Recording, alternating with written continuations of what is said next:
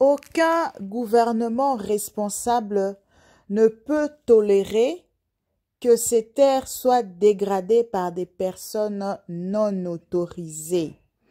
Mesdames et messieurs, bonjour et bienvenue sur Un Coin Chaud Info.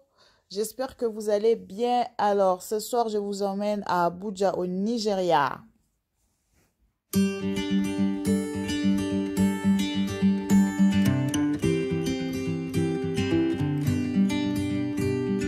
Nous sommes au Nigeria et l'État de Osun dit avoir arrêté 17 Chinois, 9 Nigériens et un chef local pour l'exploitation minière illégale. En tout, on parle de 27 mineurs. Alors, ces gens que vous voyez sur la photo n'ont pas un permis d'exploitation minière et ne sont pas enregistrés auprès du gouvernement selon le vice-gouverneur de l'État d'Osun. Parce que le responsable de ce groupe prétend avoir ce qu'on appelle un permis d'exploration. Mais le permis d'exploration ne leur permet pas d'exploiter comme ils le font.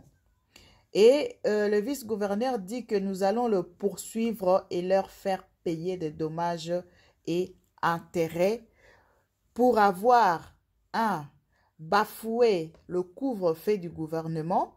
Donc, ils refusaient de rester chez eux et ils ont créé un désastre environnemental pour avoir empoisonné et pollué la rivière.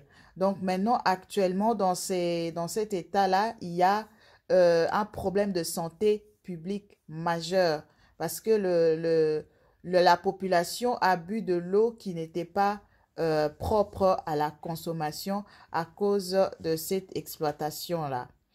Alors, la personne responsable de cette équipe a été interviewée.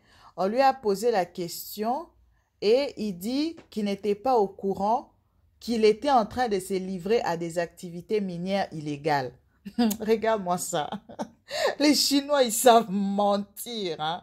Toi, tu n'as pas de papier d'exploitation, mais tu es en train d'exploiter illégalement les mines et dire que tu ne savais pas.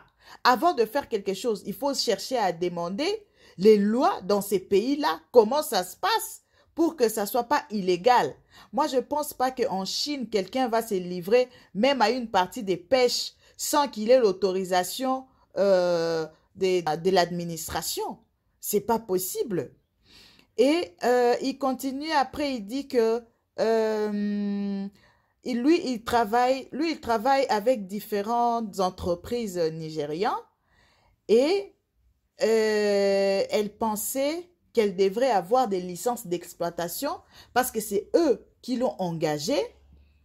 Donc, il n'a pas nommé l'entreprise avec laquelle il travaille, mais il dit que c'est un sponsor nigérien qui lui a demandé d'exploiter ces mines-là.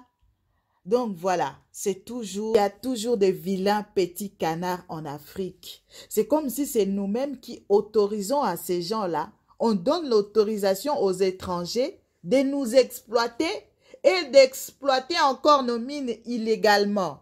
Comme ici, on dit qu'il y a 17 Chinois, 9 Nigériens et un chef local. Le chef local est mis à part parce que tous ces gens-là, ils sont soumis, ils sont sous sa responsabilité. Donc, en incluant le chef local dans le groupe de bandits ou dans le groupe des voleurs, si on peut dire ça comme ça, comment un chef local peut s'allier aux voleurs pour voler sur son propre territoire? C'est ce que moi, je ne comprends pas. Hein? Ce n'est pas possible. Décoloniser nos consciences. Décoloniser nos consciences parce que ça ne va pas. Un chef qui vole sur son propre territoire. C'est pour ça qu'on dit 17 Chinois, 9 Nigériens et un chef local. Parce que c'est lui le chef qui est censé protéger tout ce monde-là. qui est censé protéger son environnement, qui est censé protéger ses terres, mais il ne le fait pas. Vous voyez? Donc, c'est nous-mêmes, on a un problème. Dans notre conscience, il faut qu'on trouve une solution. Et une semaine avant, il y avait, on avait arrêté aussi 2 Chinois dans une autre ville qui s'est livré à des activités minières illégales aussi, avec la complicité d'autres Nigériens. Donc, c'est comme si nous sommes en train de pleurer, les Chinois nous exploitent, les Chinois comme ça, et nous-mêmes, on participe à l'exploitation illégale avec ces gens-là. Donc, voilà quoi, voilà l'information que j'avais à partager avec vous. S'arrêter vraiment au bout d'un moment, ça devient un peu saoulant, quoi. Merci beaucoup. Partageons l'information autour de nous. Ne baissons pas la garde. Soyons vigilants.